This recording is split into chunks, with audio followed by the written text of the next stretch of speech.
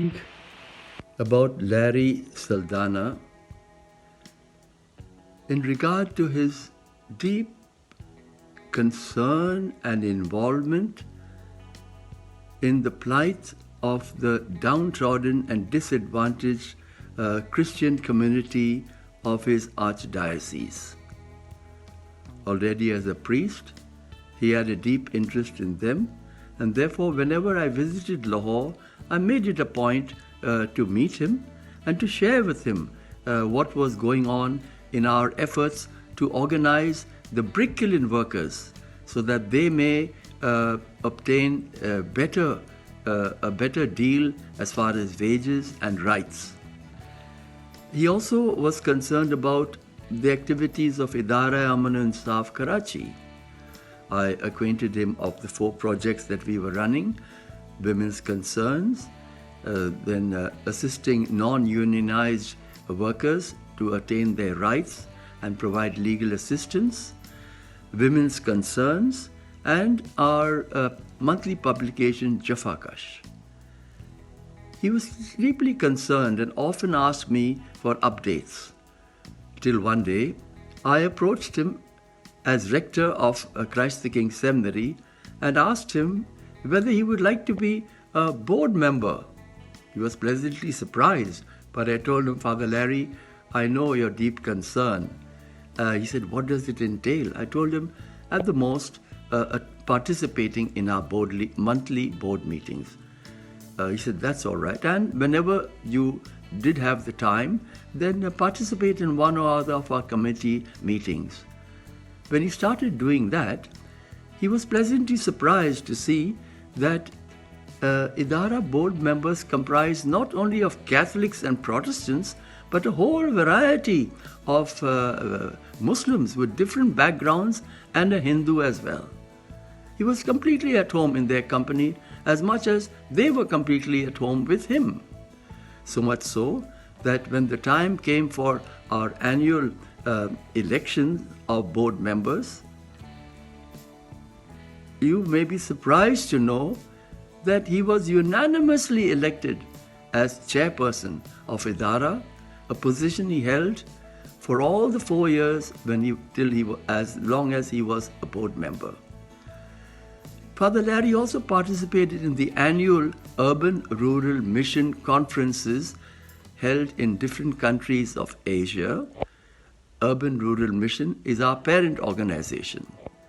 There too, people were much impressed by his very deep, insightful feedbacks that he gave to the various talks that were delivered, so much so that the director made it a point every year to ask him to start the morning with a spiritual input, which again was very much appreciated.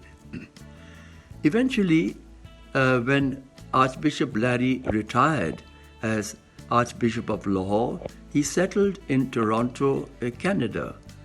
There too, his interest for the downtrodden Pakistanis continued by associating himself with CASA, Christian Cultural Association of South Asians.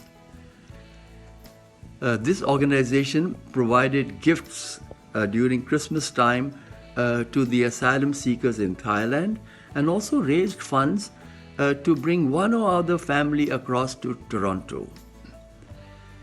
And when Bishop Rudy became the director of ORAT, which stands for Organization for Refugees of the Archdiocese of Toronto, Bishop Larry Saldana doubled his involvement in ORAT by befriending Deacon Rudy, informing him of the horrendous plight of victims of blasphemy and how they had to either live underground forever or flee the country.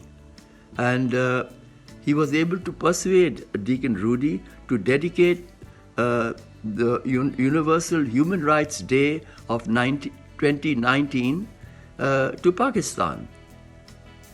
Bishop Larry addressed the gathering and also showed them a short video of the plight of victims of the blasphemy law in Pakistan.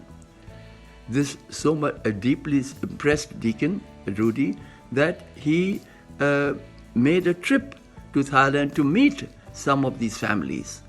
During the brief span of time that he had, he was able to interview about 35 families, and when he returned, he was able to raise funds to bring across about 15 of those families. So there you are, Bishop Larry, although now well into his 80s, has never forgotten the plight of the victimized, downtrodden, no rights for minorities, particularly the worker class minorities in Pakistan, and continues to strive for their welfare and particularly to bring victimized families to settle in Toronto. I am honored to express my joy on the occasion of the Diamond Jubilee of the priestly ordination of my ideal theology professor, Archbishop Lawrence John Saldanha. Thanks to Harry Naim, the director of BBLPP, to arrange this documentary to celebrate his Diamond Jubilee. When I was studying at the hostel of St. Francis High School, Anarkali, that time Father Lawrence Saldanha, commonly known as Father Larry, was a parish priest at Anarkali. I know him from 1970. At the time, I joined St. Mary's Minor Seminary, Lahore. When Father Larry became the rector of Christ the King Seminary, Karachi, I went to Karachi the same year in 1974 to be his student of dogmatic theology. He was always at all times concerned about our deep priestly formation through communicating any new information in the field of theology or other necessary and appropriate information for our formation. One night before my ordination on 10th October 1980, he came to my village Vandala Dialsha with my parish priest, late Father Edwin Pereira, and joined the family festivity. He has been the fatherly figure for me. Just as his consecration as the Archbishop of Lahore took place on 11th September, then it was over. That time, late Father Francis Nadim and myself were sitting in the room of late Father Hubert in Izegem, Belgium, when we got the news about the attack on the Twin Towers of New York. He was consecrated at this critical time when the world scenario was changed with this event.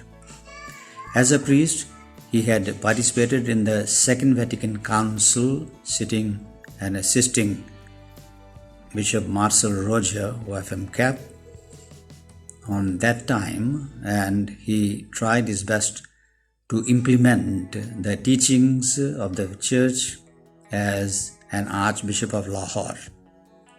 He was a good pastor and spent time in planning for the Archdiocese and developing it in different fields of religious life. In October 2005, he sent me to be the coordinator of the Urdu service at Radio Veritas Asia, Manila.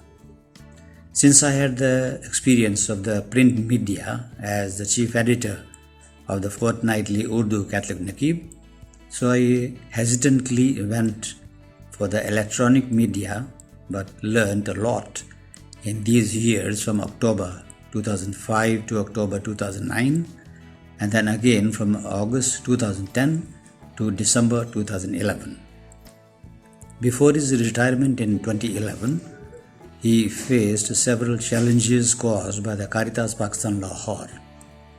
At one occasion, the auxiliary bishop Sebastian Francis Shaw and myself were falsely arrested on his behalf, but later released in an honorable manner. While in Canada, he did a lot of advocacy for some of the persecuted Christians who take refuge in other countries than their own. Due to his efforts, some results are coming in for. But at the moment, Corona is the great obstacle. At the occasion of his faithfulness to the priesthood for 60 years, I wish him a long but healthy life so that he may continue to use his talents for the development and welfare of our faithful. Your Grace, Archbishop Larry, Diamond Jubilee Mubarak Ho. Greetings from the United Arab Emirates.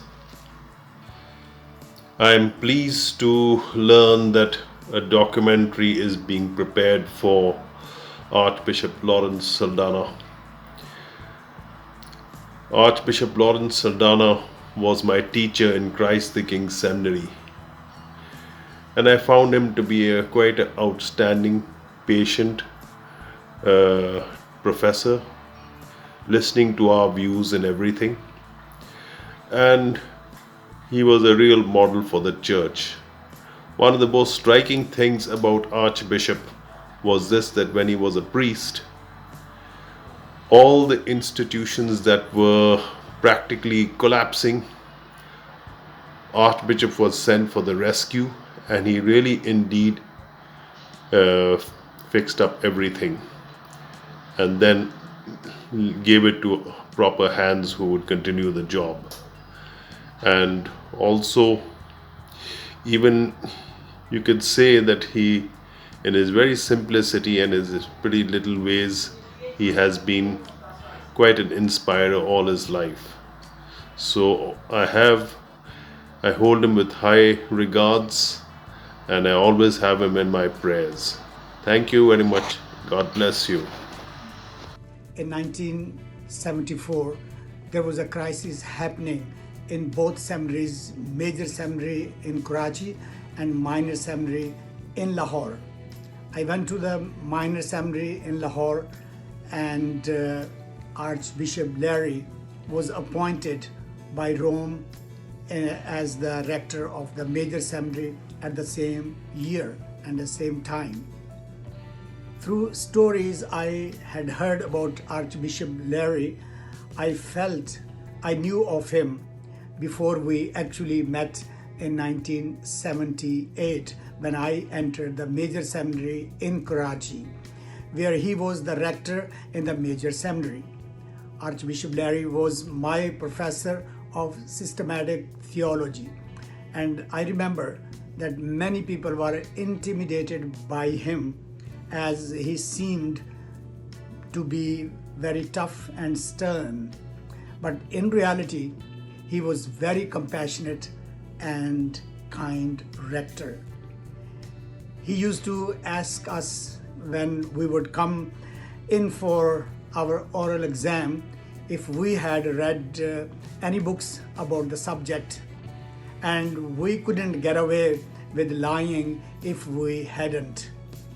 So he always told us to at least remember the color of the book, because that would show we had at least paid attention to something. Archbishop Larry served on the National Commission for Social Communications, and my late bishop, John Joseph, asked him to personally choose someone he would like to have on the commission from the Diocese of Faisalabad. I was so honored that Archbishop Larry chose me, and I was privileged to work with him for several years. No matter what field he is in or what position he is serving, he has always lived out his motto to be herald of hope.